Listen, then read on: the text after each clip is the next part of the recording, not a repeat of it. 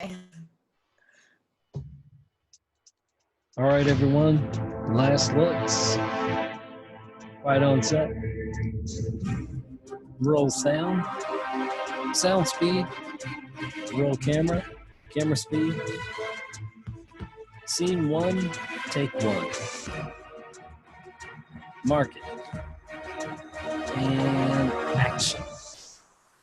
Hi, I'm Ed, the host of Savannah on Film, and we explore the economic and cultural impact and values of the film industry in Savannah through conversations with people who work in the industry and related fields.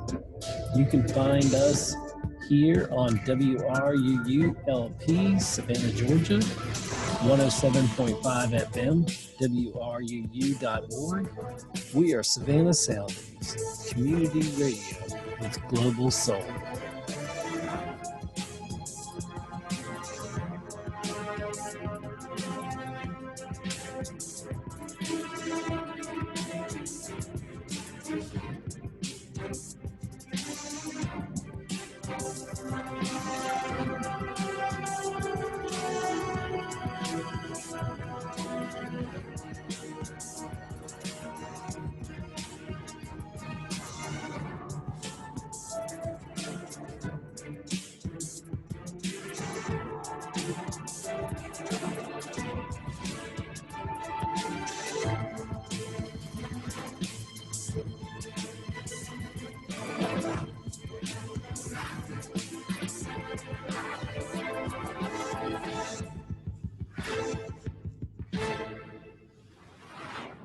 All that fanfare. I love it. Welcome everyone to Savannah on Film. And my guest today is Nora Clark, the fabulous Nora Clark. And I guess, Nora, I should have had you tap dance to that intro there. Let me remind everybody why we're here. Our purpose here on Savannah on Film is to explore the economic and cultural impact of the film industry in Savannah through conversations, interesting people. There's nobody on this show, I guarantee you, that's not interesting. And through these conversations I have with people who work in the industry and related fields, we're here on the fantabulous, and I'm told that's not a word, but it's my word, fantabulous, WRUU 107.5 FMLP, Savannah Soundings, community radio with global soul. And just a reminder, WRUU is on Twitter at WRUU 1075. So you may want to follow that. They've got a lot of great shows, all different kinds of anything you could want, from Savannah's best local radio station. It's worldwide. And my guest, she's extremely accomplished. We worked on something together. Galveston was our first time we met. I don't know if we met on set. We probably did, but didn't know each other, really know each other. And let me tell you a little bit about just a quick intro on Nora. She's worked in several television and film productions, including Gemini Man, Florida Girls, Galveston, and so many others. She's the owner of Tap That Brass Incorporated. It's a production company whose mission is, quote, to preserve and promote the art of tap dance, don't mess it up, Ed, to preserve and promote the art of tap dance. Thank you. And you're doing wonderful things there, creating documentaries. And there's a fundraiser that you still have. Is that going on still for Beyond the Shuffle? Yes. So Tap That Brass is actually a nonprofit. I would describe it as a nonprofit rather than a production company. Okay. It has morphed into various things in its years. It started as a really creative endeavor with a friend of mine, Adam Arredondo in New Orleans, as a way to merge tap dance and brass music. So it started because we wanted to compose music together. So we were writing songs and trying to incorporate tap dance into a brass band setting. And from there, the mission statement pushed me in a direction to produce the documentary. So it's now definitely functioning just because of my experience as, you know, a production company of sorts. But it's definitely a nonprofit that, 501c3 yes, arts sir. Mhm. organization. And any contributions you make are 100% tax free. They are. They are. You can support a good cause there. So let's talk about Beyond the Shuffle. Just can you tell us a little bit about it? Sure. So Beyond a Shuffle is a documentary in progress. My first endeavor, really producing something from start to finish. About it's so it's about a guy named Bril Barrett, who is a tap dancer first and foremost from Chicago, Illinois, who started a company called M.A.D.D Rhythms, which stands for Making a Difference Dancing Rhythms in Chicago. Bril is a force. He is a great subject and has various stories to tell. M.A.D Rhythms is kind of half a professional dance company and half an outreach organization.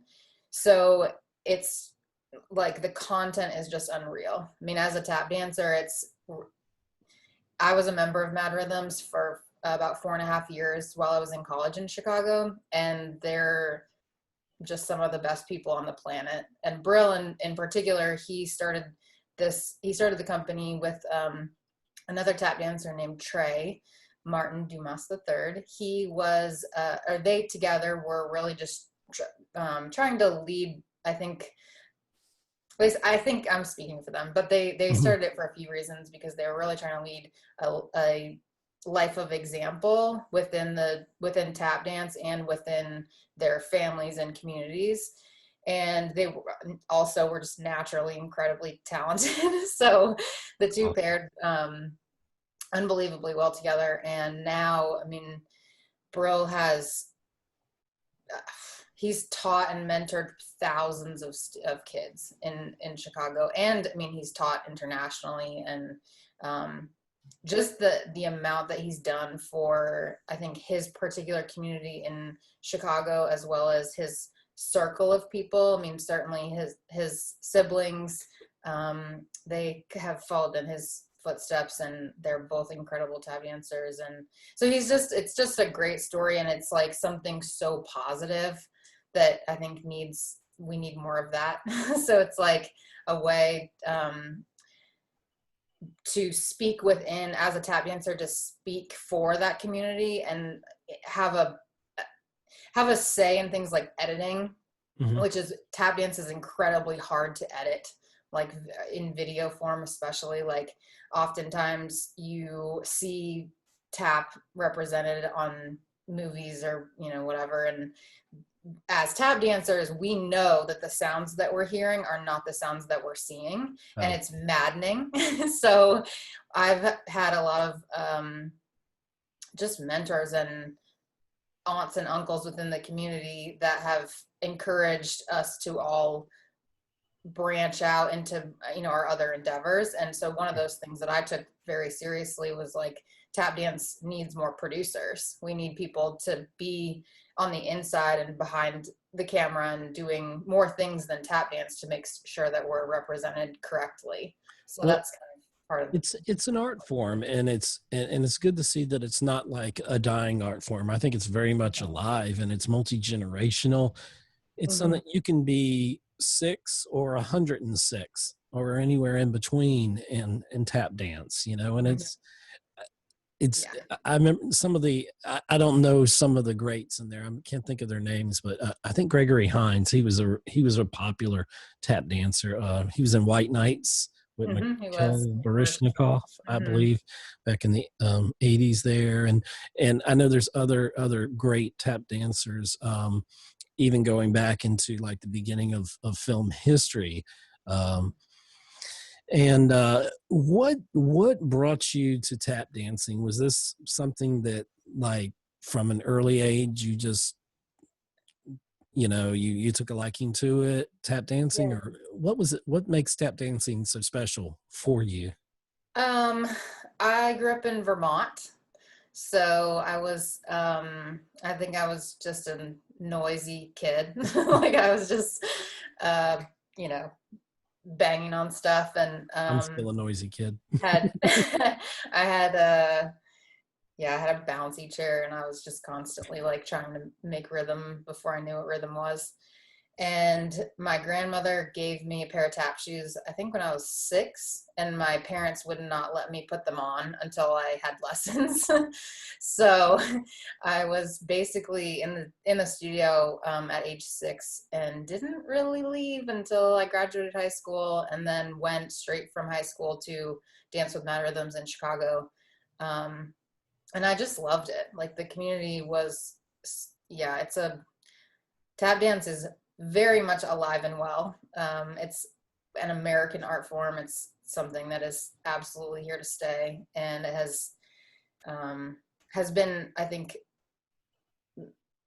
unfortunately misrepresented in that regard a lot. Like the term Also, dying art form is like yeah, it just it, irks us all because we're doing so it's much more. not, just because something isn't at the forefront of people's, thoughts and feelings doesn't mean that it's dying. It's y- industries thrive, and sometimes it's just not that moment for it to, rise out of the general public there. But it's like dance. I mean, tap is obviously a form of dance.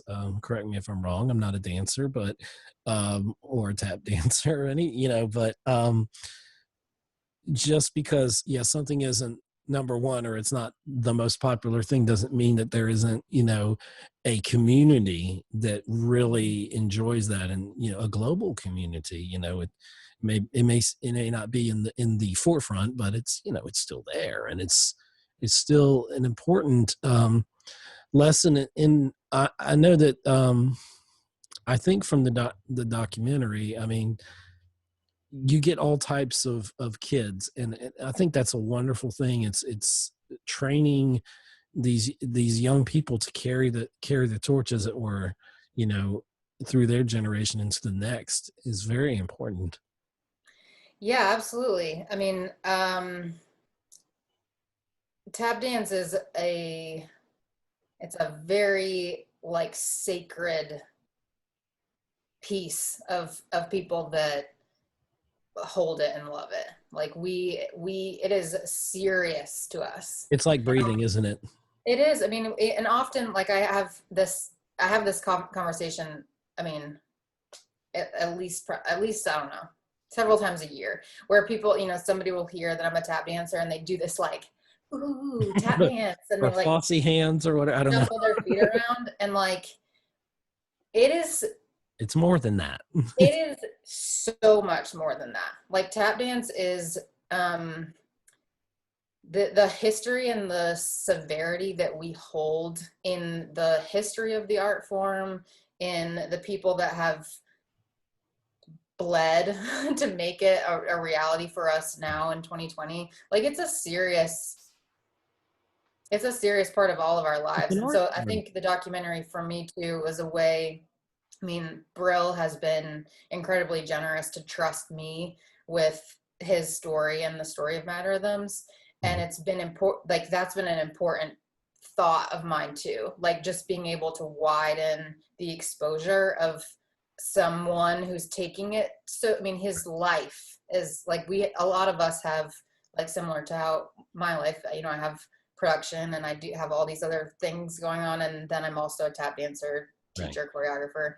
And Brill, like he breathes it. Like this is He wakes entire. up and goes to sleep, tap Yeah, and dancing, as I thinking mean, about it. several like Yeah. a lot of people too are single-handedly tap dancers. That's their lives, that's their careers.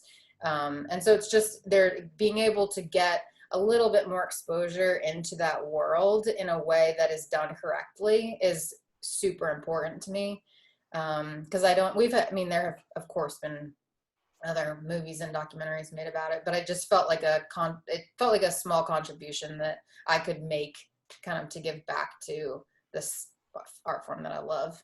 Right. Well, being an integral part of it, and then having your experiences as an actress, as a documentarian, it must be such a labor of love to do the documentary. I mean, to just, it's like, I don't know if tap dancing pays the bills or pays all the bills, but it's good to have something that you're totally passionate about, because a lot of people go through life and they have things they do, and then things that they're passionate about aren't always what pays the bills, but it doesn't lessen what that thing that you really have that passion about, and you're so multi-talented. I use that word a lot, and a lot of my guests really are that come on Savannah on Film here, but I've never had a tap dancer that I'm aware of and someone that's passionate about it who's as good at it as you are. And I think what you're doing is so important. It's a form, I think, of mentorship also. Would you not agree, or would Oh you agree? yeah. Yeah, I Yeah. mean, I have been teaching since I was probably 16. Wow. So, yeah, I mean, about half my life. So I've been like, that's been a huge part. I think we, as teachers do, you have these people, certain teachers that stand out in your lives that just make you want to do it, like make you Right. want to learn and Oh, be totally, a totally. teacher. And I gravitated really heavily towards choreography. I love to choreograph. Tap dance is an improvisational art form at its core. So it's been important for me to make sure that I was at least able to hang as an improviser. Mhm. But I love choreographing, and that's why when Tap That Brass started, Adam and I, it was so crazy for me to figure out how to compose. I mean, I did not have a background in music theory or any sort of music comp or any, like, Right. that was not, I didn't have any of that. So Adam was really patient with me as we were like trying to figure out, like, hey, we can make this drum line, but I was trying to put like 30-second notes in there, which just sounds to him like, you know, Too much. where Yeah. and for me, I thought I was doing this awesome tap choreography and like would be respected in my little circle, and he's like, oh well, we have to make sure this sounds like music. So Yeah, which that was, which I love the idea of the brass accompaniment and the tap dancing. I mean, they complement each other so well. I mean, you probably wouldn't think naturally maybe to put those together, but I think it's brilliant. Some of the videos and stuff I've watched of content you've produced, and like you do training. I mean, I've seen some of your videos where you're training online, and different people and different steps, and it's fun to see the evolution of it. Now, like, I don't know a lot about dancing, but I grew up in the 80s, so I grew up with MTV, and I grew up with, I'm a big fan of Michael Jackson. His dancing abilities, musical abilities, is just one of the many artists I really love to see, an artist that's at the top of their form, and obviously moonwalking and stuff like that, but just his ability to dance always and still amazes me, and I see the influence still, and it goes on as a long tradition way before he came along, but it's good to see. It's fascinating to see when you see videos of the breakdown of how you do that step, because it looks so seamless, and people like you that are professionals at this, and you make it look so easy, and it's kind of like, I remember one time, and this is a little unrelated but closely related. I remember Unplugged, the CD, if people remember CDs back in the day, of Eric Clapton came out, and I just loved watching that Unplugged. And I picked up got me a little guitar, and I was like, he made it look so easy. I was like, well, I can do this. And very quickly I found out I could not do this. It's just not a talent that I've acquired, and I still haven't acquired how to play the guitar. But he makes it look so easy, so effortless, and And watching some of your videos, I mean, it looks so effortless and it just flows so well. And I know that's from all your years of practicing. Probably a day doesn't go by that you're not tapping. You're probably doing it right now with your feet, as we're recording. But um, what do you see the future of tap dance? I know your documentary is going to do a lot to bring it to the forefront, to bring it to the consciousness of a lot of people. Where do you see the art form going? Are there like advances in it? Are people bringing their own different styles Oh in? man, I mean, we're in it. Like there are so many leaders within the tap dance community. We have some incredible pioneers. We have there's just, yeah, like that's There's too a many stuff. tough question. Like I just Yeah, don't, like I think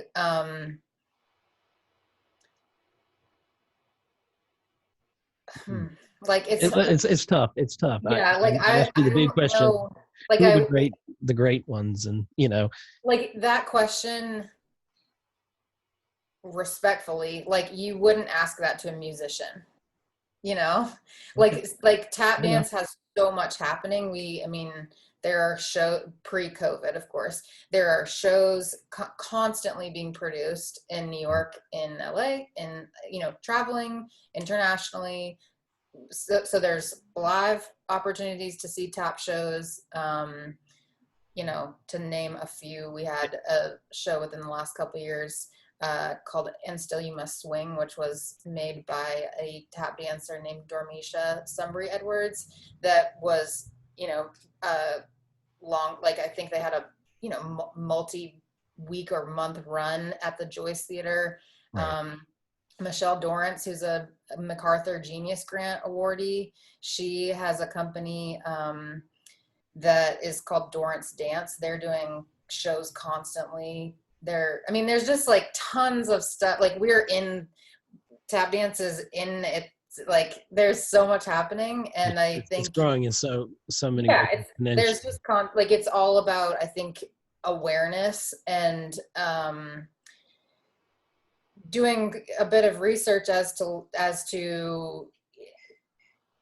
the heart and soul of the art form versus what you might see in like the competitive dance world, which is, it's great. It serves a purpose. It's like I'm, totally supportive of. I work for a studio here in Savannah that competes, and I think any performance opportunity for young dancers is another time on stage that you should always, treasure and value. It's much different than, I think, like the other things that I mentioned before. But it's, yeah, I mean, I think like my goal with the documentary was that there's not a lot of places to see new content about tap in that platform. Mhm. So that's like, I thought, we have all these leaders that are creating live shows, and like they're phenomenal tap dancers, and they have these original works of art that are like spectacular. And I knew um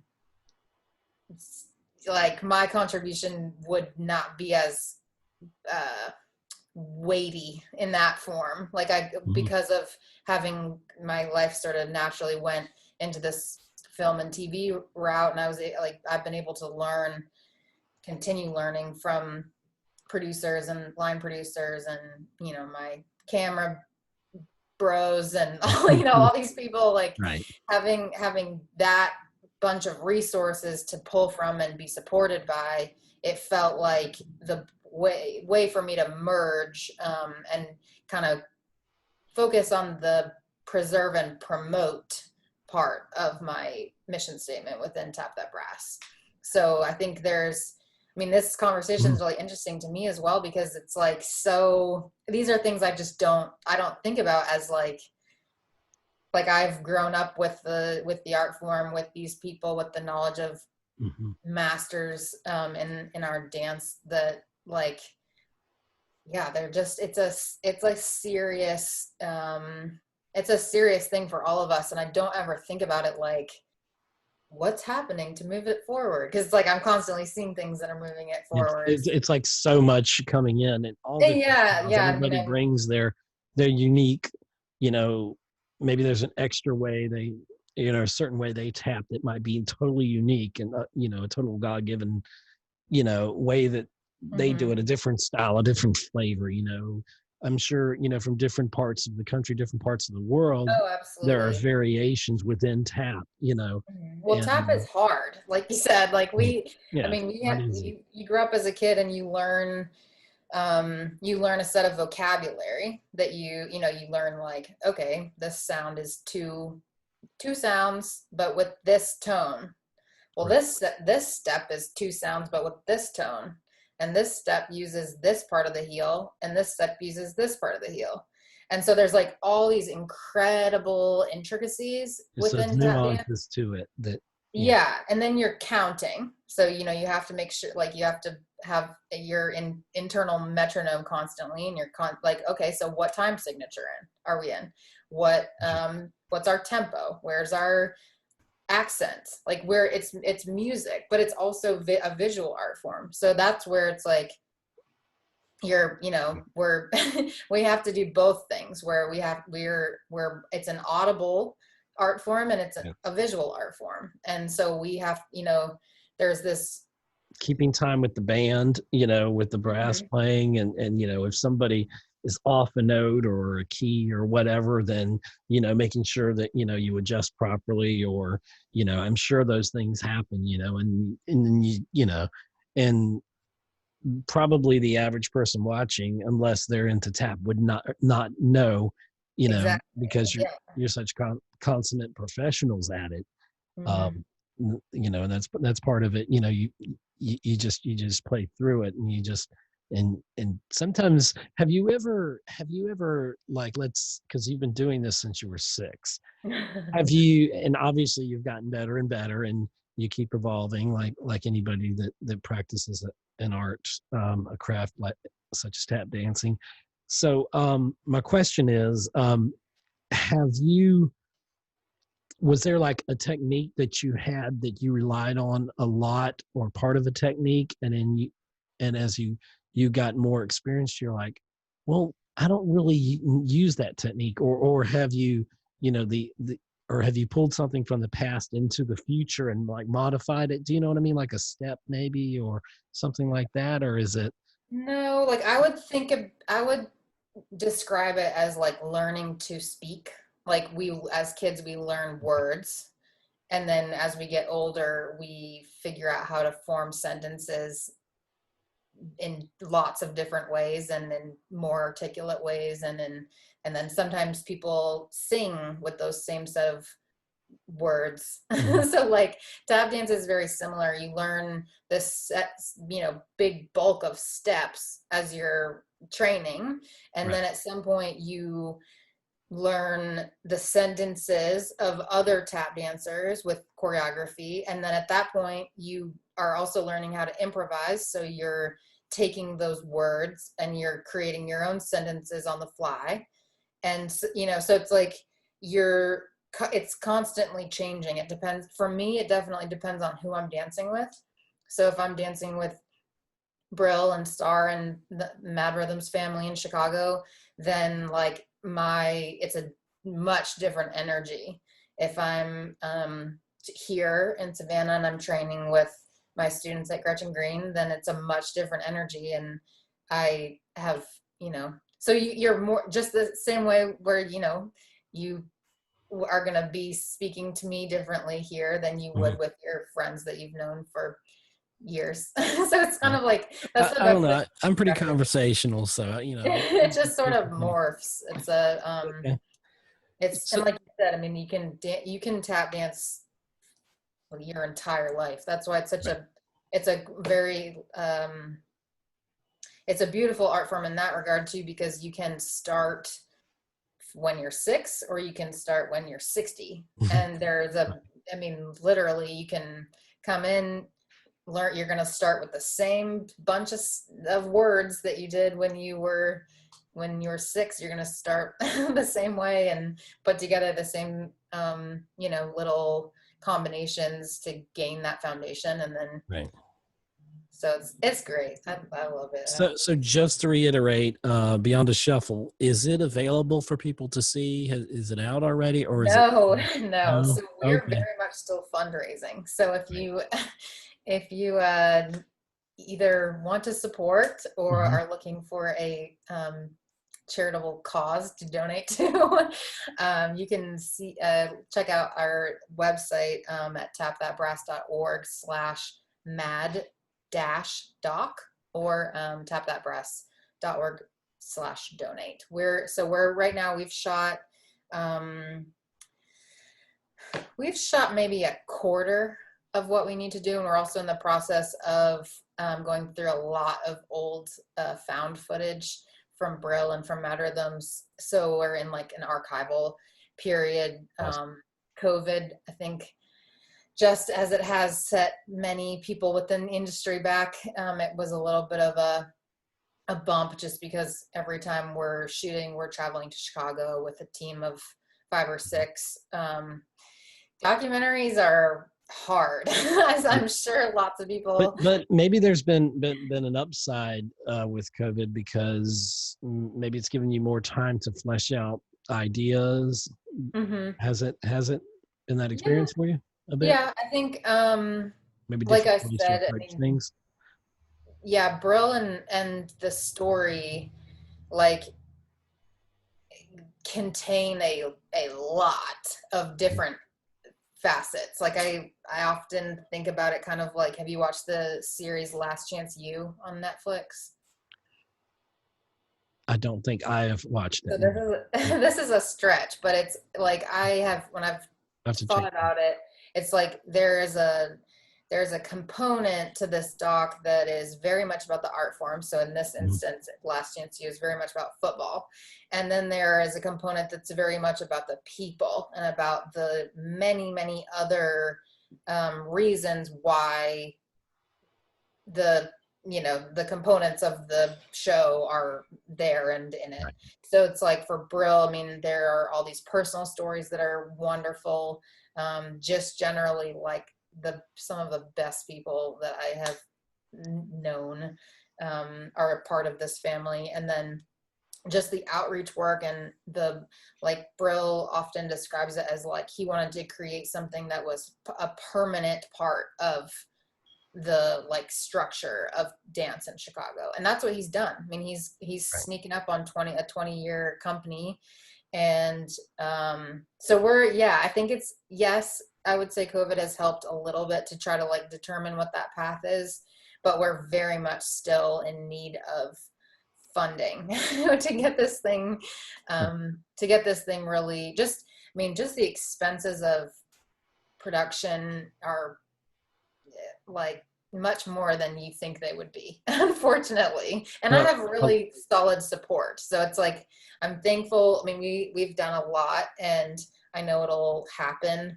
It's okay. just trying to, like, get the doc requires a lot of just shooting. We have to be around and we have to be in the room. And so it'll take, mostly travel is what we're battling. Right. And there may be some ways. Well, you definitely can communicate via internet, but I don't know. Maybe you can incorporate some of the struggles of getting the documentary done into the documentary. I don't know if that fits into the narrative or not, but you know, Yeah, I'm real like, life I think intrudes we'll have sometimes. we'll have more than enough Right. once we can physically be in the room more with Brill. Right. And yeah, I'm focusing very much on him, but there Well, are a lot of other components that just require us being in Chicago, and Savannah is quite a bit okay. away, Yeah, far it's a away bit from of Chicago. ways from there. Well, we're going to come back and talk some more, and you're going to have to let us know more about the documentary Yeah. um, going forward. And we're going to be back, and we're going to be talking a little bit about COVID and aliens. And it's not at all what you think.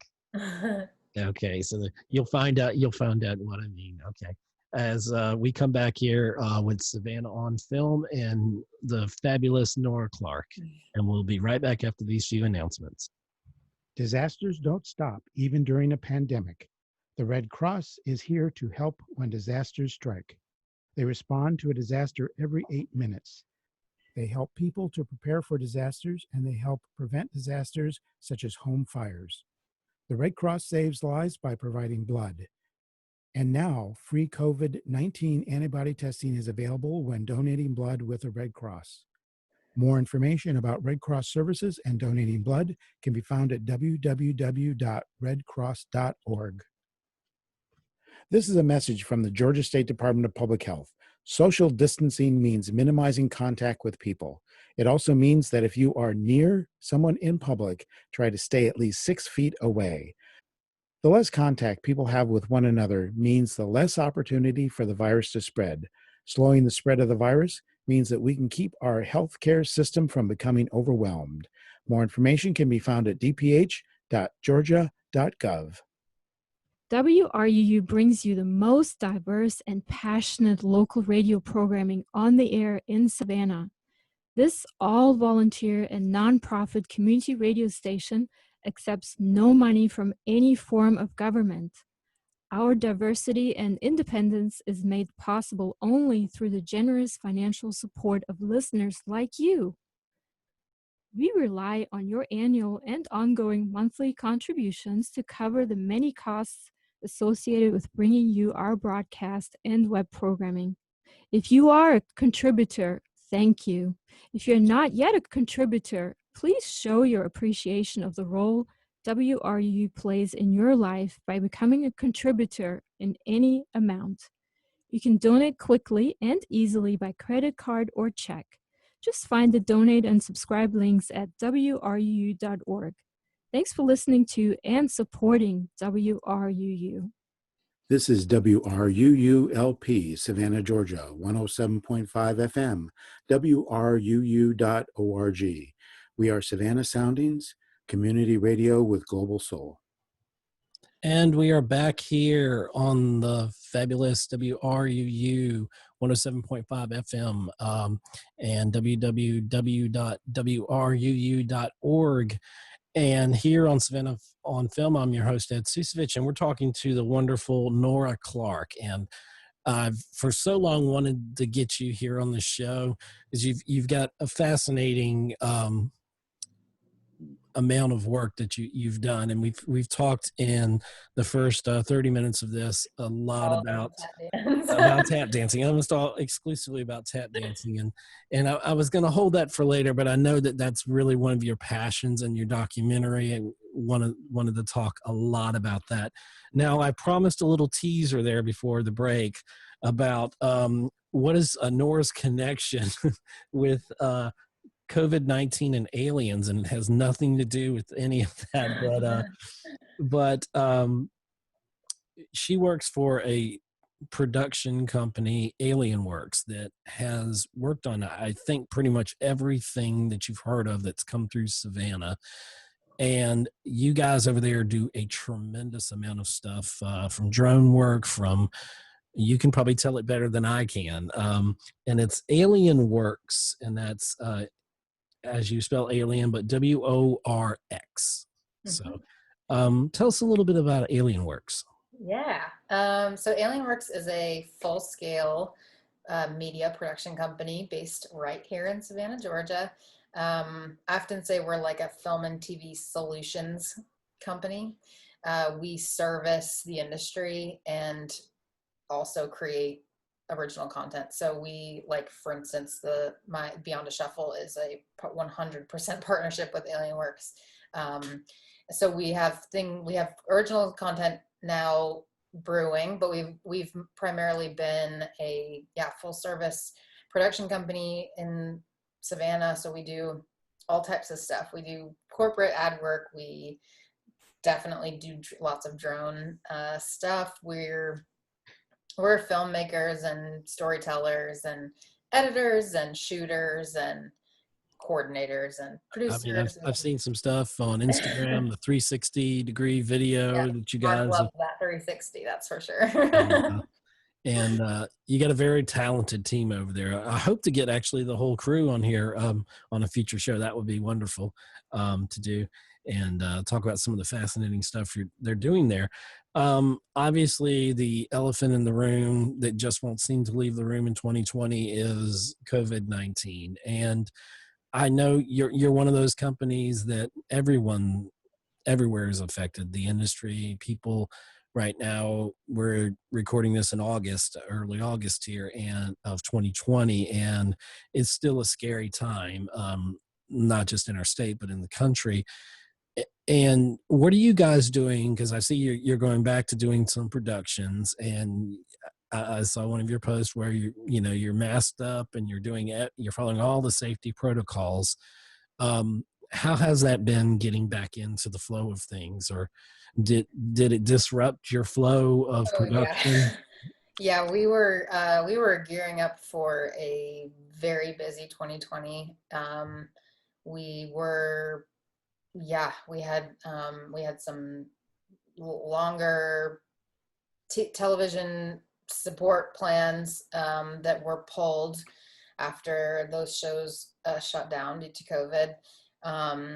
We were fortunate enough to receive PPP, so we were able to, stay up and running while we had zero work as the industry. I mean, this I'm sure is a common tale from your guests in the Oh, last months. totally. It's I've got people out in LA and New York that I talk to, and you know they're slowly trying to crawl back into it, into production and doing it safely. The DGA, they're working tirelessly, the unions and all to find a safe way back. And some countries that did it better than the US, unfortunately, are filming. We Right. recently had Andy Ryan on here. He was talking about some countries in Europe that are almost mask free to the point, because they've recovered so well from the pandemic. And that's,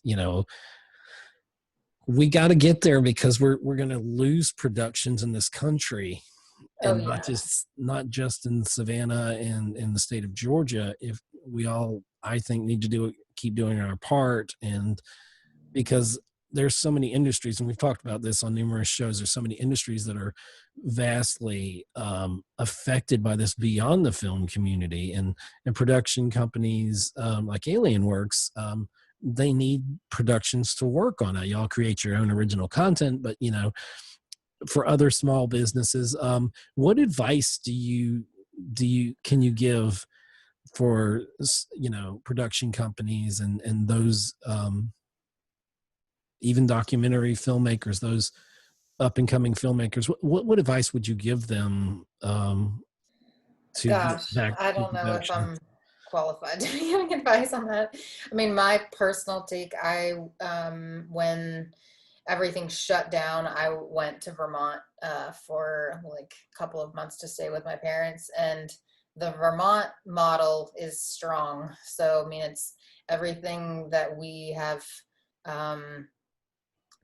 been told by the smartest people that we have access to, say you just have to limit your, you know, so talking industry wise, I would say limiting crew size as much as you can possibly scale down. So for us as a production company that is not dealing with, like, I would say it's two different conversations. So movies and television that operate mostly, even in Savannah, where we have usually over 100 crew, that's a totally different beast excuse me, than what we're dealing with most of the time. So we're, even if we're servicing those shows, we're still a crew of, less than 10, maybe six, 5 or 6. So for us, we have been incredibly fortunate that we're within the guidelines, even of the smallest or of the safest states currently. So Vermont, as my personal model, is like being outside as much as possible and being masked, of course, for everything. I mean, we have, the only time that we've had anybody that we've been working with without a mask is on camera. So we're taking all of our cues from the unions, from smart people. We want to make sure that safety is always the priority, and just generally, like when you're dealing with drones, when you're dealing with car rigs, when you're dealing with anything, like you have to start there. You have to start there before you think about money. You have to start, like, always. So for us, it's like we had to go through this phase of figuring out, how do we, quite frankly, survive, as everybody, has having that question of like, well, we're a production company in Savannah, and how do we just chug along? Earn a profit, and right. Like, how do we literally survive? And then how do we do that with the opportunities that are thankfully available? How do we do that in a way that we're comfortable with, that our clients are comfortable with? And so, we've found this current model that's just like masks, wash hands, social distance. Yeah. I mean, we're just like, we're well, doing. There's the model of the bubble working, inside the bubble. And I know we mentioned Tyler Perry before, what he's doing in his studio complex in Atlanta there. And they filmed a season of Sisters TV series. And I think they had like 2 people that were positive, but they were immediately isolated. And then they even, helped take care of the I guess some of the treatment or whatever, and they're very, very stingent. I know the unions, they're not going to move forward with productions and put anybody, union or non-union, at any kind of risk. They're going to minimize every risk before we go in, but we got to do this smartly and very smart and about it. And it's got to be, I worry about smaller productions. That's just my personal worry. I worry that they're going to cut corners, that they won't have budget. Testing is expensive. I mean, you look at the Tyler Perry model, and like that whole thing was expensive, I'm sure. I mean, if you're taking people and you're putting them in this bubble, you have to supply the resources for that bubble. And there are not a lot of companies, that can do that. Estimates are that, I'm sorry, I didn't mean to cut you off there, but estimates are that about 20% of a budget of a film now is going to go straight to COVID, prevention and having the people on set taking the temperatures, getting a company, where you have, like, Warner Brothers has on-site testing. They have a company that does it, and they can turn it around in less than 24 hours, I imagine, probably sooner than that. It's a huge, I mean, I've thought about it, as we all have. Right.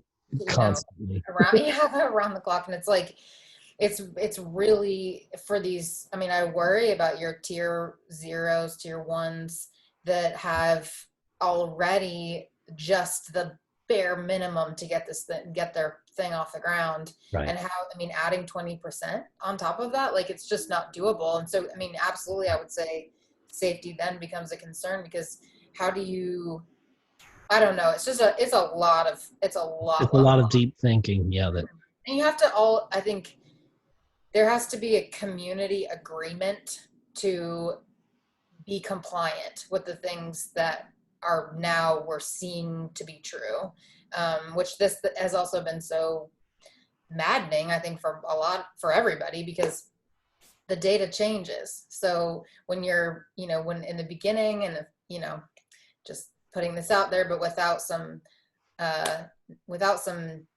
leadership that was pretty key for America, I think. Well, I'm one for following personally the science. So, that's all. I mean, that's all you can do. And so having the general mindset of, I wear a mask for you, you wear a mask for me. We are protecting each other's families. I'm, as I think most people are in this industry, a very social person. Like, I love this industry because you meet different people. So many interesting people. Yeah, you meet people that you never would have met in the world if you weren't on this one show with them. And so we're all sort of like You become families for just, even for, however long that production lasts. And then Right. you, We're you the get a new most type family, A, not type A type and of you, people. you make friends. Yeah. You make friends for life too. And it's Yeah. wonderful. Um, well, we're gonna brighten up the conversation here. I mean, enough about COVID for now. And Alienworks, what you guys are doing, y'all are putting out some really quality stuff. You've done so much, and you're one of the local companies that I really watch your content and what you're doing, and I just really like to see companies that are thriving even amidst these hard times. But I want to talk about an honor that you received.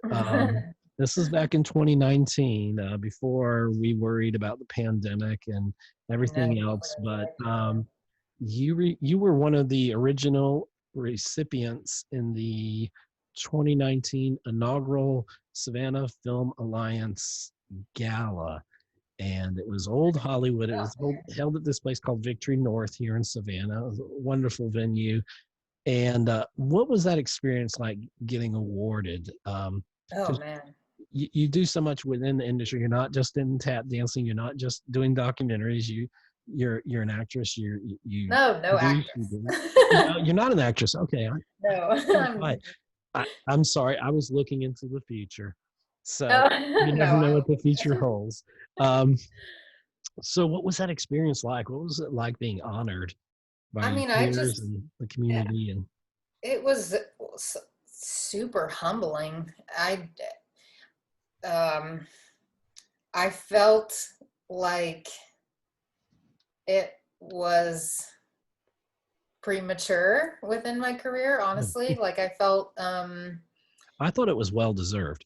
oh, So, thank you. Yeah, I mean, I say that like, of course, the of most course. respectfully because Bo Bowen and the committee that put that event together, like Right. they. And that's Bo Bowen with Bowen Law Group, that he's the Mhm. driving force behind it, and Oh yeah, spectacular event. yeah. No, it was. They. I mean, there was like there were a lot of people behind getting that together. Mhm. Alienworks was, I would say, integral in They were process.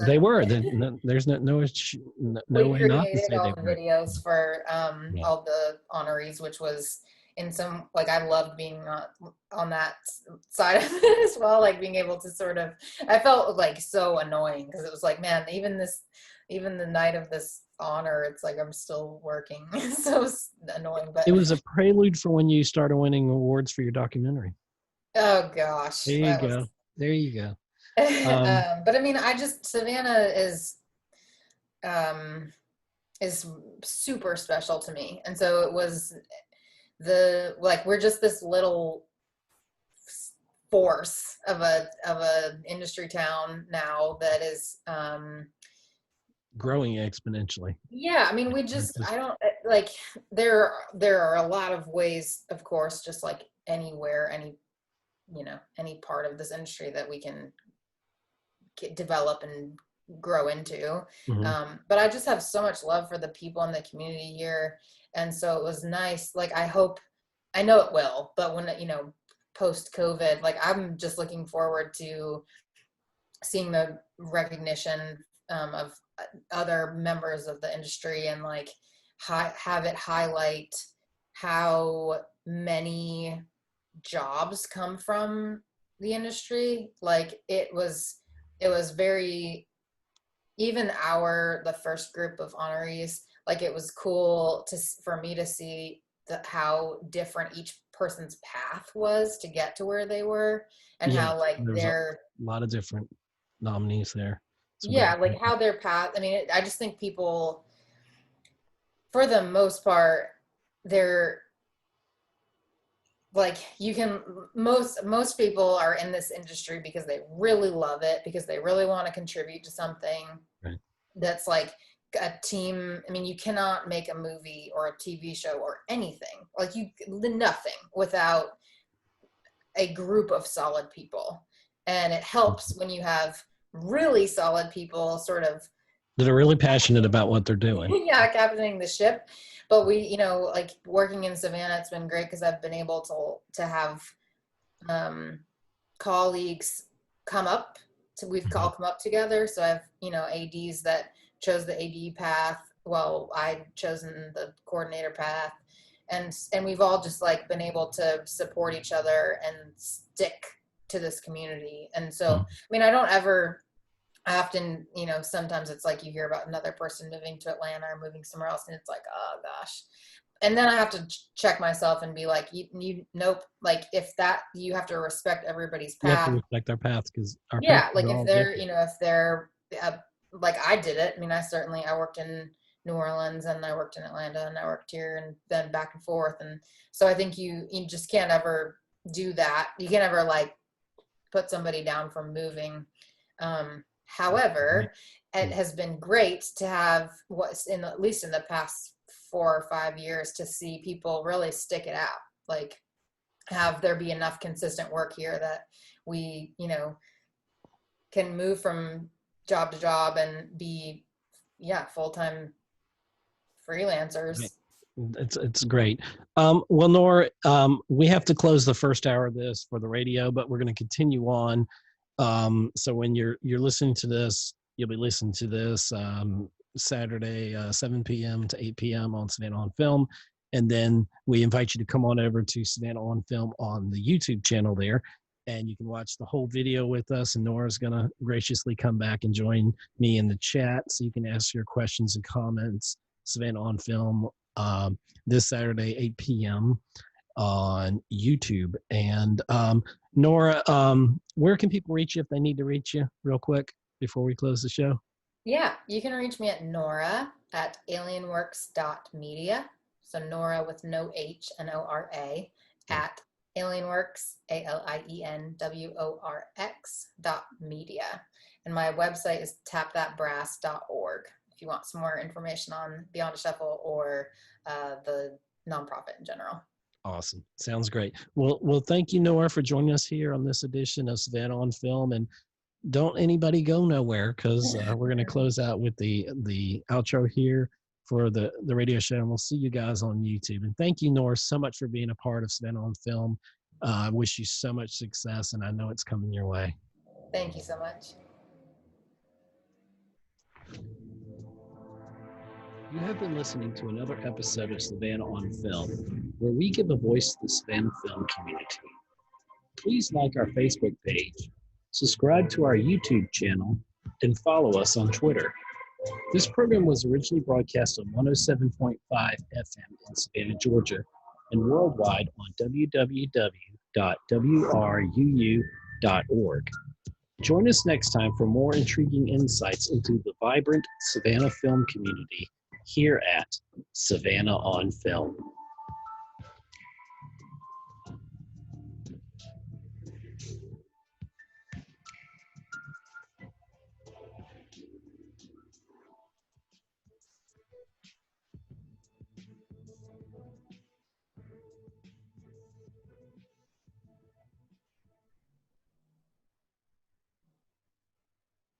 And we are back, and welcome to YouTube, or the second hour, or for however long this lasts. Okay. Nora and I we've been dodging thunderstorms today, which is typical Savannah weather here in Georgia, and so far so good. You think, fingers crossed. Yesterday we lost lights, we lost everything, and it came back thankfully. But so if you're just joining us, you missed a whole hour of really great content. We talked a lot about tap dancing in the first 30 minutes of this. So you definitely we want to welcome everybody who's, hopefully I'm projecting into the future here, watching now on YouTube, and Nora and I are in the chat, and we are answering your questions and taking your comments. So please, everybody say hi and to Nora and ask away. But let me bring everybody up to speed. Our guest, Nora Clark, she is a super fantastically talented person. She has worked on many films, and we're going to get into in depth a few of them, like Gemini Man. I want to know what that experience was like, and different things. And she's going to impart a lot of knowledge for you up and coming filmmakers. And so we've got a lot of great things to still talk about. Nora was wondering, she's like, I don't know that we'll have that much to talk about. And I'm like, I have 14 pages and I haven't even finished researching all that you've done. So I promise not to go 14 hours on this episode. But see, Nora is a filmmaker. She is I guess you would call it a documentarian. Is that fair to say? I mean, this is the first go around, but It's your first rodeo. yeah, we're doing it. We're fun. We've started shooting, so I guess that makes me a documentarian. There you go. You're working on. You're in progress. Yeah. There's nothing wrong with that. Besides working on Galveston, Gemini Man, Florida Girls, and other productions, which we'll get into, Nora is the owner of Tap That Brass, and it's a 501c3 arts organization. And if you feel like contributing, they could certainly use your help, especially in these darker times we're going through, where the industry is kind of at a standstill, but learning to get through this pandemic. And this documentary, Beyond a Shuffle, is very near and dear to Nora's heart. It's she started tap dancing when she was 6 years old, and so this is her passion, and she is following one of her passions, and she is documenting through this documentary the process of some great tap dancing legends. And just recap for anybody who's just joining us that maybe came in halfway through the show here, just tell us a little bit about Beyond a Shuffle. Mm-hmm. So Beyond a Shuffle is and will be the story of Bril Barrett and M.A.D. Rhythms, which is a tap dance company in Chicago. M.A.D. stands for Making a Difference Dancing Rhythms. So Bril started this company in 2001 and has influenced thousands of young people in Chicago by way of tap dance. So he has created after-school programs. He works with organizations like the Better Boys Foundation and After School Matters, as well as holding a professional tap company that travels and does pro shows and reps tap on that level. So it's telling his story and the story of the company and the many people that have come through and their stories. And no one's ever put that history on like any sort of formal media before. So Bril trusts me with that platform, which I'm very grateful for. And so we're in the process of making it. We're archiving old footage and we're traveling now less, but trying to continue shooting and fundraising and trying to just keep getting things in order to edit.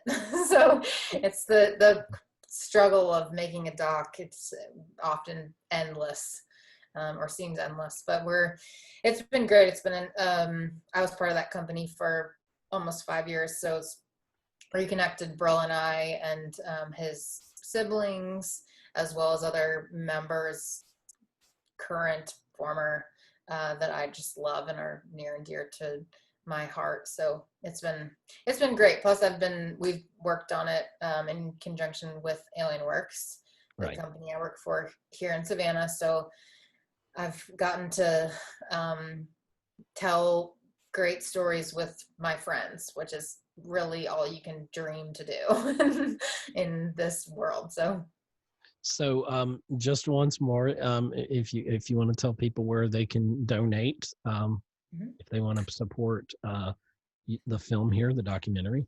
Yeah, so you can donate via text by texting the word shuffle, SHUFFLE, to 44321, or you can visit our website at tapthatbrass.org/donate. Okay, excellent.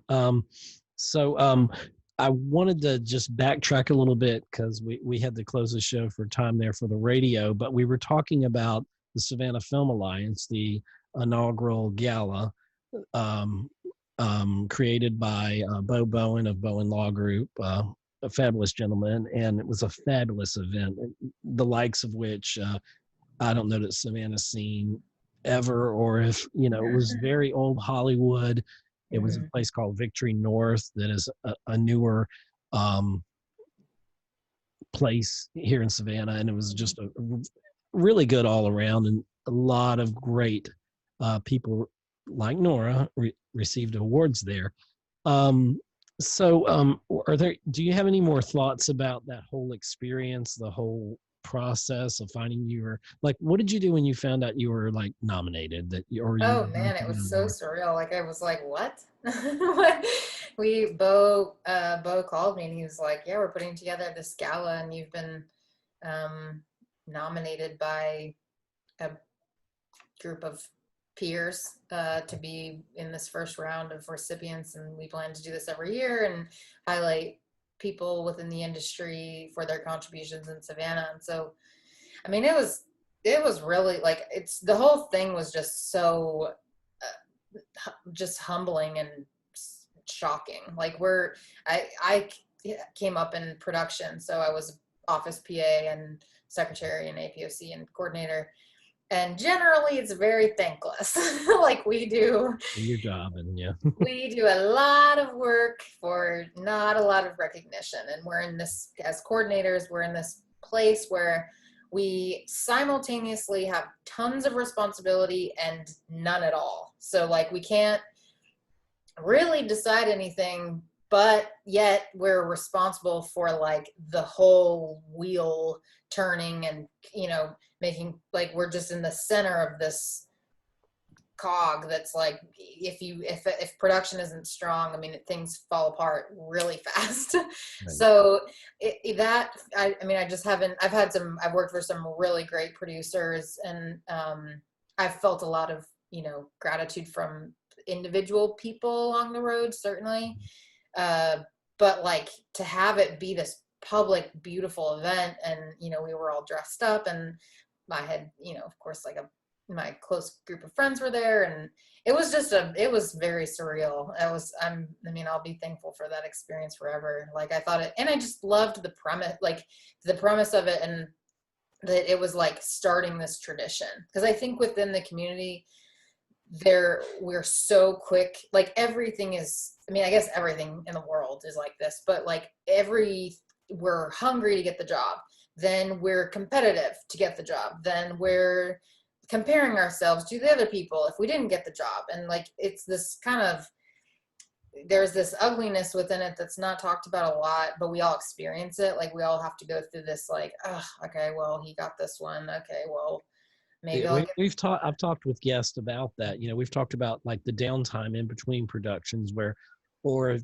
you're happy for those others that are making it and whatever they're doing, whatever their specific um, department is they're working in, and then if it's not happening for you, how do you deal with that? And I mean, we've talked about depression that can set in, because like especially with actors, you never know if you're going to get that next role, or you may Mhm. have given it your all at the audition, and you're like, I've got this. You almost feel like you have it, and then they pick somebody for another reason, or just you weren't the perfect fit. You were a good fit, but not a perfect fit for the role, and then if you see your other fellow creatives within the community and they're sharing on all their social media the wonderful things they're doing, and then Mhm. there it's easy to fall into that trap of self-loathing, and well, maybe I've seen the memes where it's like, oh, I'm doing great, oh, I'm a failure. Oh, it's feast or famine, and it Yeah. can be I mean, that way in the industry. yeah, like, comparison and social media are often and almost always a thief of joy. Like, Wow, I like that. you have to really, I mean, for me personally, I think it's not to be dramatic, but like a necessary evil in the world now. And certainly there have been, given the state of the world and like the BLM movement and like all these things that we're experiencing, social media being used for a different way than we've sent, you know, like it's morphed a little bit for me because it's been, I've been thankful that we've had it. I have to really put it in a place. Like I have to like put the reason why I have it over here and use it for hiring and staying connected, and you know, you like just put it over here, and then I have to keep my personal life over here, and I have to have meaningful relationships, and I, you know, like I have to do that for myself because it's a slippery slope. Like you have to It really, can be, yeah. Social media can be a minefield, you know, and I was posting a picture the other day, and I was just playing around with filters on Instagram, and a friend kindly sent me a picture and said, "That doesn't go well with the image you're portraying." And I'm like, I hadn't really thought that I had an image, you know. I'm just kind of me, and but you know, I got what they were saying, you know, and it's so easy to take a word or an image and misconstrue the meaning oh yeah, behind it. And it's a dangerous place to be, and sometimes it's like, you know, you just want to turn the computer off, turn the phone off, and just get away, and oh yeah. sometimes that's necessary.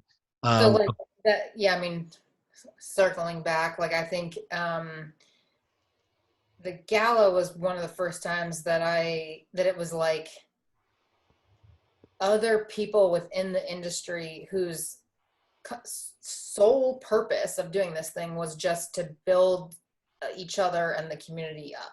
right. Like I certainly, I mean, maybe there were people that were that thought it was, you know, anything negative. I certainly didn't receive any of that, and I haven't seen anything negative I was looking about it. forward to like this round of people, and who, I mean, I I wanted to, think it's great. Yeah. yeah, I mean, I wanted to just like nominate like all these people, and you know, have the showcase there for lots of other you know, community members that are doing great work and contributing to you know, to our little scene here. So I think it was, It's I think it's vitally important, because one of the things we talk about on this show is, you know, how can we build the Savannah film industry, the community of it. And I mean, there's film mixers, there's wonderful things that the Savannah Regional Film Commission does, and other groups to from GFA, from SCAD, and training people, and bringing the next generation into things, and you know, putting it all together. But we need more homegrown stuff. And what Bo Bowen has done with the Savannah Film Alliance, I personally think is a really wonderful thing, because it gives that bit of glamour, and it gives that bit of, this is Savannah's, you know, elite of the film. These are the nominee. These are like the Oscar winners this year of our, you know, I mean, we have the film festival, obviously, but this is just a little bit different thing. And yeah, I mean, it's important to have that, you know, a Savannah it's base. also, we have to really like having, it's just really, really, really, really, really, really important that producers that inevitably come in know to hire locals in positions like coordinators and Right. foremen and, you know, hiring positions, that like we exist here locally, and Right. that they are willing to trust the fact that the infrastructure has built qualified people in those positions. Right. So that, like, you cannot, there's no way to cheat experience. Like I, you know, whenever I'm working with new PAs, it's like, I know this is horrible. Like, I know that you don't want to be doing this. I've been there. You have to go through it and soak it in. Because without those years, hopefully, of being a PA and just like looking and listening and learning what this position looks like. If you go to set, what does this look like? If you know, what are these protocols that you just can't replace experience with anything. So it's like, of course I'm encouraging of like, Whit and Wendy do like PA boot camps or trainings, like great, go do that. But also make sure that you PA for long enough that when you get to those, coordinating type roles, you're really, really confident and qualified. Because what happens when you end up moving up too fast, I believe, you cheat yourself because you didn't want to stay in that role for long enough. Like, everybody's hungry to move up constantly. Right. That impatience can be your undoing. Oh yeah. And it just doesn't, for a small place like yet. Savannah, like we have to make sure that we are strong in our positions. Like above all, we need to work together to make sure that we're okay learning from each other, that we're okay. I mean, I have like just accepting new information and then changing, like, which is a struggle for everybody, but like having those, because if producers, if somebody comes in here and then they say to another producer, oh, Savannah's beautiful, and, we had this experience, but like, make sure you get your XYZ from Atlanta. Like, we can have all the galas in the world, but you know what I mean? Like, we have to make sure people are aware that we have qualified crew here. Well, another thing is that's probably not widely said enough, but there's a lot of productions where the invoices aren't coming from Savannah businesses. They're coming from LA. They're coming from other places. And building the infrastructure, having a sound stage, everybody keeps talking about it. Somebody needs, I know right now during the pandemic, it's kind of hard for anybody to think about spending any kind of money or investing, but I'll remind you that Microsoft was built during a recession.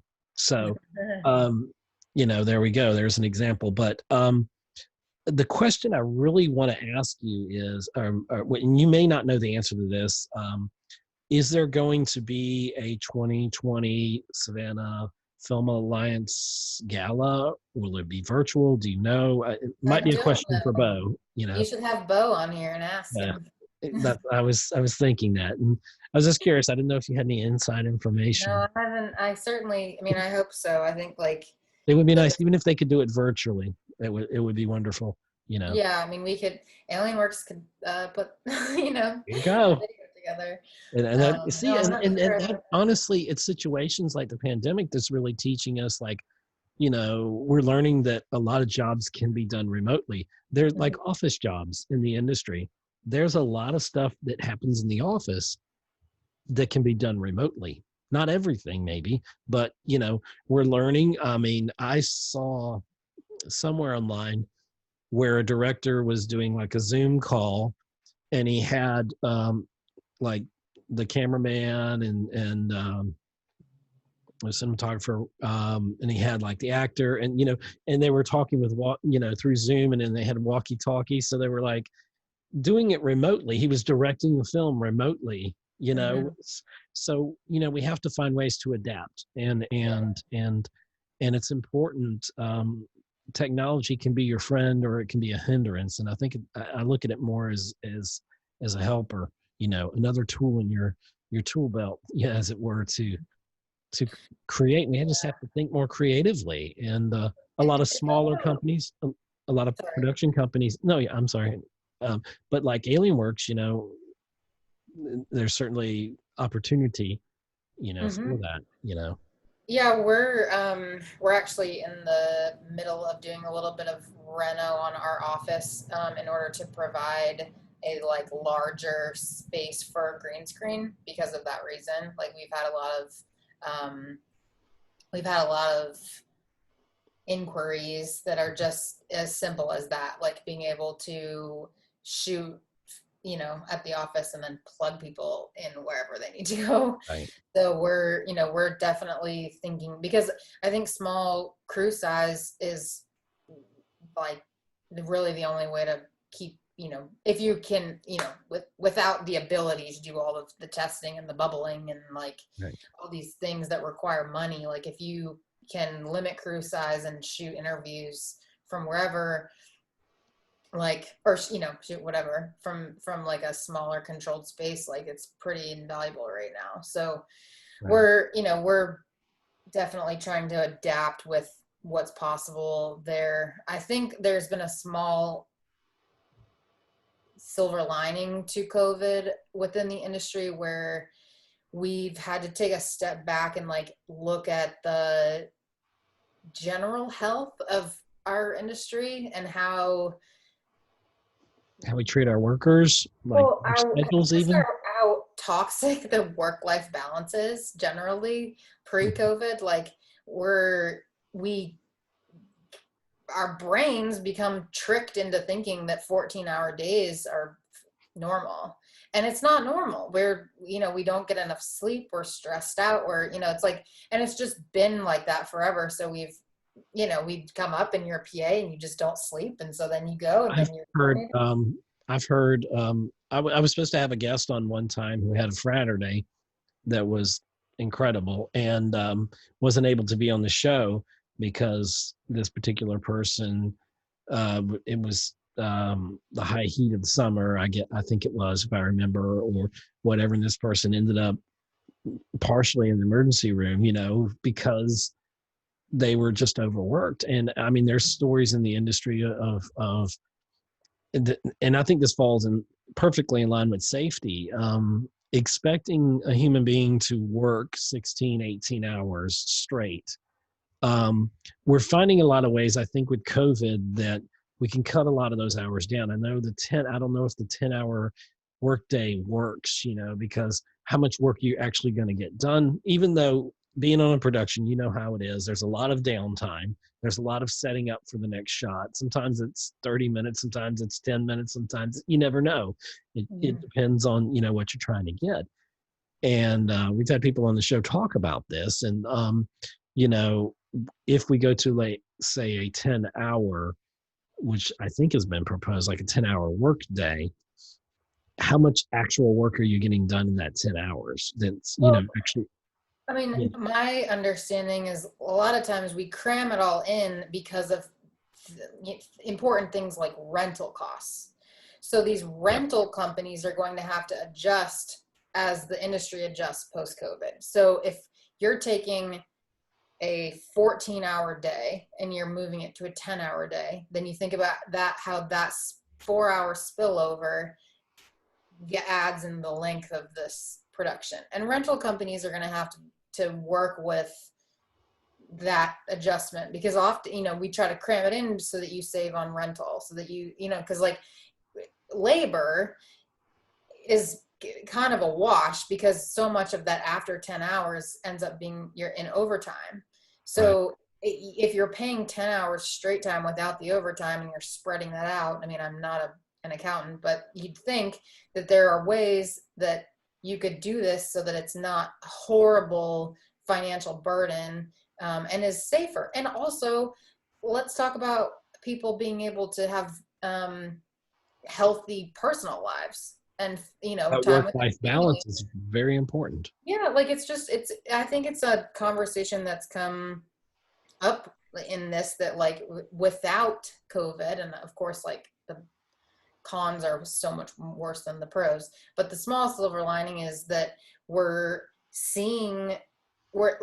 bringing attention to this thing that's like been pretty horrible on a lot of people for a long time. And then that notion that, you're paying your dues by working that, and you are, but still, we're still people in the end, and the human body can only take so much, and different people have different endurance levels, of course, and there is no weakness in a person because they can't work a 16-hour day versus a 10-hour day. Because I think if you have a shorter day, me personally, I think you can have more concentrated, focused work and actual productivity. If you've got somebody who's, down in their Red Bulls or whatever it is, or their energy drinks to try to stay awake, and then they've got to like decompress, when for that day, and then come back and, have X amount of hours and then do it all over again. After a while, that wears on your body, and it brings a lot of unnecessary health issues into it. So, I'm with you on that about COVID. I think it's really, you brought up a wonderful point that it really has brought to the forefront the working conditions. You Mm-hmm. know, we're all super safe because of um, the Sarah incident, you know, and but we also need to look at, I think, you know, the work conditions. And I know the unions are doing what they can. I worry about non-union films where maybe it's not so. I've been on a 22-hour day one time, which is ridiculous. And but it was a very important shot, and we had one take to get it, and it took a lot. Well, it wasn't all 22 hours of one shot, but you know what I'm saying. Um, but that was at 22 hours. I'm like, okay, this is a little bit much, you know. Yeah, like it's just, I don't know. Yeah. I mean, we have to, it's a very glamorized industry in a lot of ways. And oftentimes, just as we were saying before, you know, you constantly feel replaceable. Like you know, there's people that are right there behind you or in front of you, you know, Like, and so you I can don't do an know. extra 5 hours that this person can't do, and they go push you out the way and take the new person.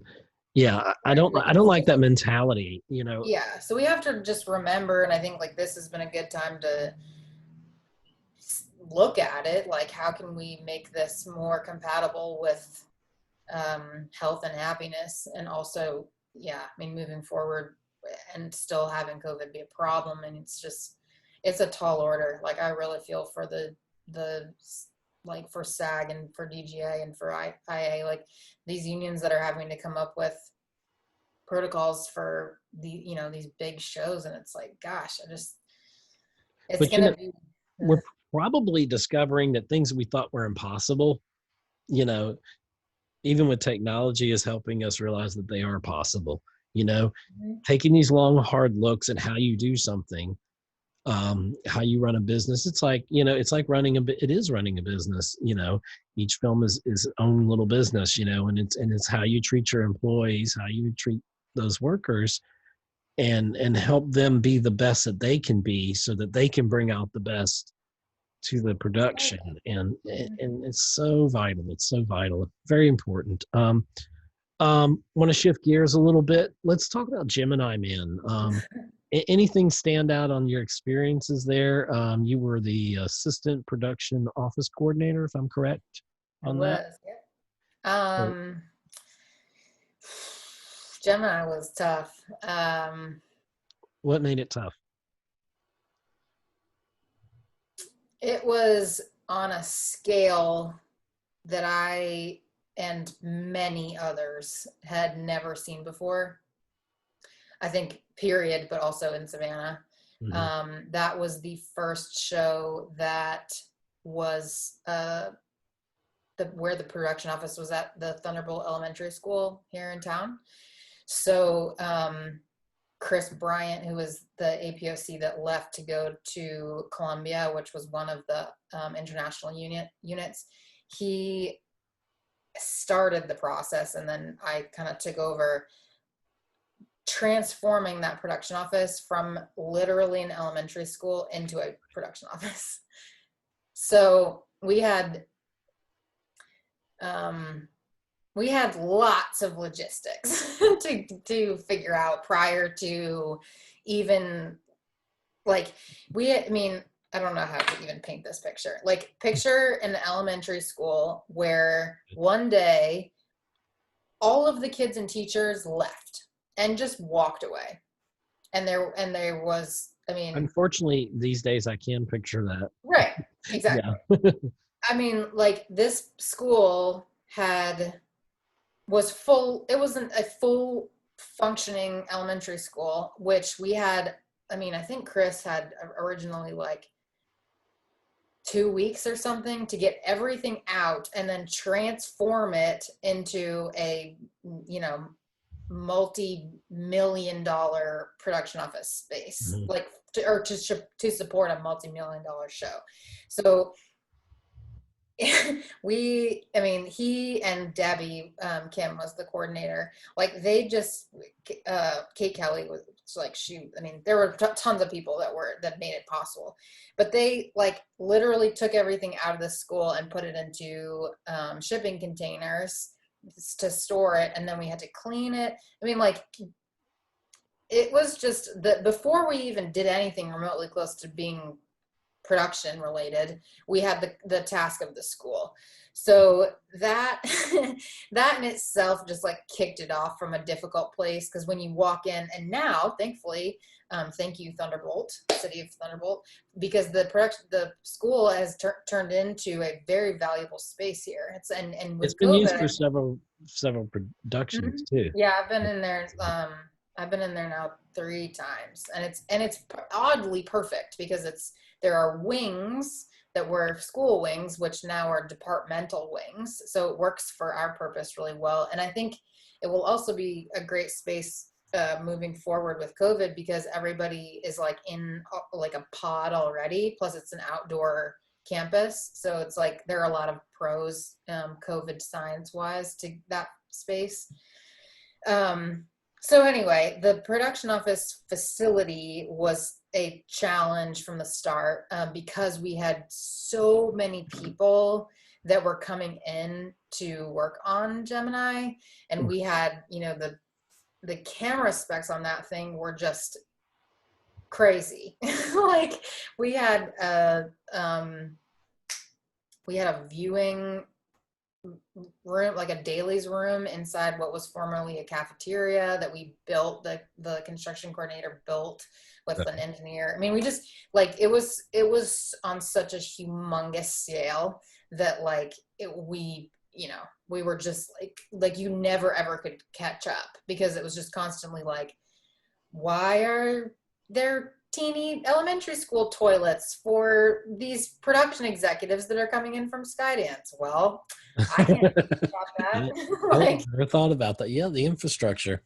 The infrastructure at that point there was much to be desired. I mean, we had a lot of challenges, and yeah, that was just like to start. Then the show, I mean, I think we did like over 50 camera test days on a show that in Savannah had then 80 shoot days, which is like basically saying that you have 130 shoot days. Wow. Or like, which for production is a lot, because we process with the ADs all of this paperwork every single day. So when you're adding camera tests in a time that you would normally just be prepping, you can't really prep how you want to, because you're focused on getting the camera tests done successfully. So like there were just like all these components that were just like constantly coming out of nowhere. Right. I mean, I learned a ton. Like I'm very, very thankful for Gemini in a lot of ways, because it opened my eyes to like a lot of stuff that I was not aware of, coming from like pretty small shows like Galveston prior. Mm-hmm. And I think it was great I wish that there could have been more locals on it, of course. I was fortunate to get that call when Chris left to go to Columbia, that I got in there, and then we had a pretty killer office PA group of locals. But it was an adventure. It was tough. It was a tough show. Well, it's just great experience, right? And seeing something on that. Well, Ang Lee is such a genius cinematographer. He's a genius director, and I wish the film. I wish we could have all seen it the way it was meant to be seen, and maybe one day we can. It was a good film. And did you ever get to interact with Will Smith in any way, or A little bit? Yeah. what was that like? He was a gentleman. He's just as you would think and hope and want him to be. He was incredibly generous with crew. He and his team threw a kickoff party for the crew that was, it was awesome. Like he was great. Yeah, one of my guests told me the infamous gnats, the scene with the gnats, didn't even make the film and all that after all that trouble. And Will Smith's like, what are these gnats? Or Yeah, we whatever. had, I mean, I think like he'd put, he'd put like an Instagram video. Yeah, that was like, I think when he was first kind of starting out on He was Instagram. like, I And need help with these gnats. And so we were, I mean, every day for like a couple weeks, we were getting like my grandma's gnat recipe, like just yeah. being sent to the production office. And so I mean, I've never, well, I'd worked on a show, a Tom Cruise show before that. And so that was kind of the same scale of like, whoa, I've, grown up seeing and hearing you, and here you are You're in the like flesh. real, like you're real. But yeah, well, I mean, he was great. His team was great. I think they were very happy with Savannah and with the experience minus the gnats. Yeah. Films, sometimes when you get to see them made versus the final product, they can be totally different experiences. I found that at like Galveston for me was first time being on a professional film set, and the end product was a lot different than what I saw during filming. And I know stuff changes in the editing and different things. And have you ever been on a production that you thought it was going a certain way, and then when you saw the final product, you were like, "Oh, well, I thought it was going to go differently." Not necessarily in a bad way, but Oh, I mean, I think Florida Girls was that for me. Like I was so pleasantly surprised with that, how season one turned out. I think Laura and Jared and Jax Media did a great job of with that edit. And we, as we were shooting it, it's like this very silly, you read the scripts and it was like, what are we what doing? we're all, and then it Yeah, like what turns are out this? better than you thought. This is, yeah, I mean, it just was, I thought it would be like, there were things even reading it that were funny, but like watching it back and seeing how powerful a solid editor can be, like yeah, that one was cool. I was really looking forward to season 2 for a lot of reasons. And so it's a real bummer that, Yeah, it's kind of a shame that oh, it uh, was, that was I- a hard one. it's like Council of Dads. I know a lot of people are still devastated that, and hoping someone will pick it up. And we've had several people on Savannah on Film here from the production crew there, and a lot of behind the scenes people that put all that magic together. And what a wonderful series that was, and a great opportunity to really showcase Savannah. And like a lot of the films that come through here, like Disney's, a lot of people talk about Lady and the Tramp, how wonderful an Oh, experience that great. was. I'm And so happy for the community on that one. yeah. So being a woman in film, I wanted to just talk a little bit about that. How has your experience been versus how you thought it might be in the industry? I don't know if I ever thought about how it might be. I mean, I always thought being a woman, like I would say it has really, as I've spent more time in the industry, it's made it very clear how important representation is. Okay. And I would say that in every facet of that sentence. So like when I first started in New Orleans, I thought inevitably I would be an AD. Like I would be a second AD. I liked being on set, all these things. But there weren't any women second ADs, and certainly any women first ADs just in the first few shows that I was a part of.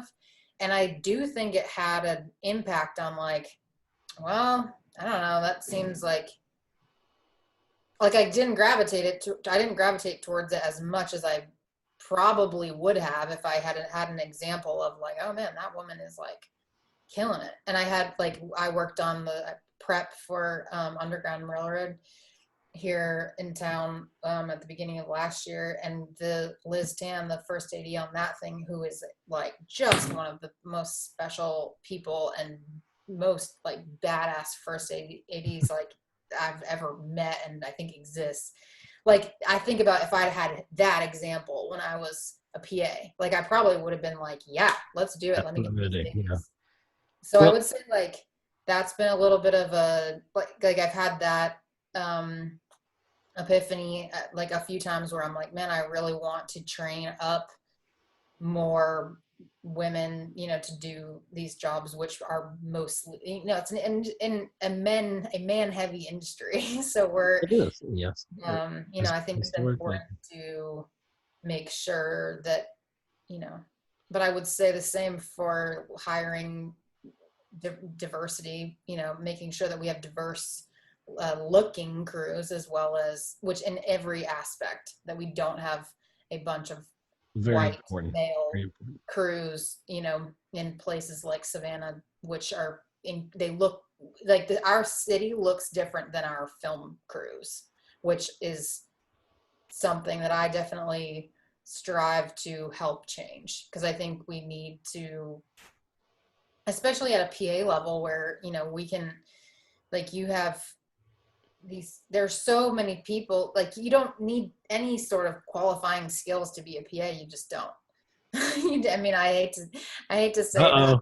I want a refund from my GFA. No, I'm joking. Well, I mean, I say that respectfully, but I will say, like, if I went to school for film and television as well, so like you know, I think you obviously learn in school what you inevitably learn when you're a PA. Right. So it's like you have to, you know, It gives you a step up, you know, a foot in the door in a way, and it gives you yeah, a set of skills, or it at least announces you to those set of skills, so that you are more capable when you get on set. But yeah, like yeah, my first time on set, I was very green. What I anticipated was nowhere near what I thought it would be, but I remembered my training and did the mhm. best job that I knew how to. And Right. And I think sometimes, like, and I'm not at all trying to be oh, I know. a downer about going to film school. I think that you know, when you're a PA, like timeliness and hunger, like how eager are you to do a good job? Right. There are not a Even lot when of, that job is getting coffee, or that job is, you know, whatever it may be, sweeping this floor, you know, correct. you Like these are do. not, and that's what I mean by you aren't going to walk into a PA position and be I'm the AD, you know. right. Like, and oftentimes I think when you're coming out of film school, some of that, like, Oh yeah, the idea of what you think it will be is actually harmful, I because agree. I agree. you're, you know, you're thinking like, oh, I'm Yeah. going to be directing, like I'm I'm going to going to walk onto graduate. Ang Lee's film set, and he's going to know that I directed this student film Right. that's been in these festivals, and he's going to say, "Well, he's a director. We need him in a, you know, much higher Right. position." It doesn't work that way, and there's, you know, it's humbling, you know, and Yeah. it's not to discredit people that are doing that. That are, you know, by all means, you Yeah. should create, Mhm. but you know, you learn quickly when you get, especially when you get on a professional set. Um, you learn quickly to be humble, and I think it's also important as you move up that ladder, you know, that you reach back, that you bring others up with you. You share that knowledge, you know, and you share some of those pitfalls that hopefully this next person coming up won't make those same mistakes Mhm. you made. And I, Yeah. I mean, it's just I do want you to know that, you know, there are a lot of people that are watching you. I wanted to say, you know, they're watching Nora Clark, and you're inspiring to a lot of people out there, a lot of women out there, what you're doing. And it's important to see people, to see that representation like we were talking about, especially with people of color, especially with women in the industry. It's vitally important to see that representation, you know, even on the big screen, to see someone, and if you're a person of color and you see someone that looks like you, or to see a president that looks like you. And, that sets the imagination saying, well, if they can do it, I can do it. And it's so important. It's so important. So thank you for doing what you do and for inspiring others, I mean, I just, the only other small thought that I have about that is like, it's also just incredibly important for women to support other women. And it's like another, I think, like social media ism of, we're now just like constantly sort of trained to be looking at each other. Like, it's just this, it's such a comparative way to go about life. And so with that, especially within the industry, I mean, as much as you can help build, the woman up next to you, like that's been key. Like I have so many friends and confidants within the industry now that I think before you have some confidence, and I don't know if I would say especially, but maybe especially as a woman where there are less examples, it's hard to like figure out which relationships you can cultivate. Yeah, and like trust and get to like I'm just thinking about Emily. I don't know if you've tried to get Emily Crook on here, but she'd be great. And I'm so thankful like for my relationship with Emily, because we do the same thing. We work with the same people. We have like this relationship, and I don't like, we had to sort of get over, there was this period of time where it was like, we were both coordinators. We didn't really know each other. We didn't know how to communicate. And then eventually it was like, this is dumb. And so then we like let's put all that aside and let's just do it. There wasn't even anything to be put aside, but just understanding that it was like much more natural to be supportive of each other than just to be like,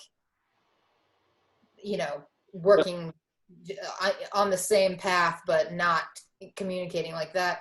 That was like a lesson sort of for me, which I haven't had thought about until this conversation, but like just acknowledging that those relationships are worth like putting maybe a little bit more proactive energy in, just so that, other women know that like you're on the side of that person. And so that you're not, because sometimes like there is just, we're not all adversaries. We're all here trying to make our dreams come true, and we all need allies. Not just allies that look like us, of the same sex, of the same, complexion or whatever, but all kinds of allies.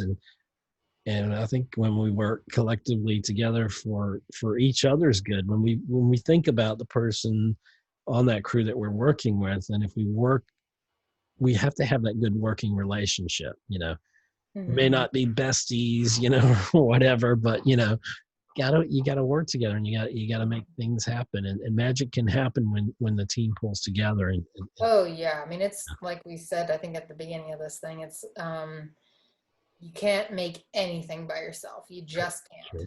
And so having people that you trust, that are going to show up on time, that are going to give it as much as you're going to give it, like those are things that, and within a community like Savannah, because it's smaller, our local crew is so much smaller, like it's just, we have to welcome in people instead of trying to like assume. You can't take every job. We get in our cliques, we get in our little circles, and sometimes those circles intertwine each other, but sometimes those circles are like, okay, this is our little group, this is our creative group, and never should they meet. They should definitely meet. They should, intermingle, and it's good to work with different types of people with different levels of experience.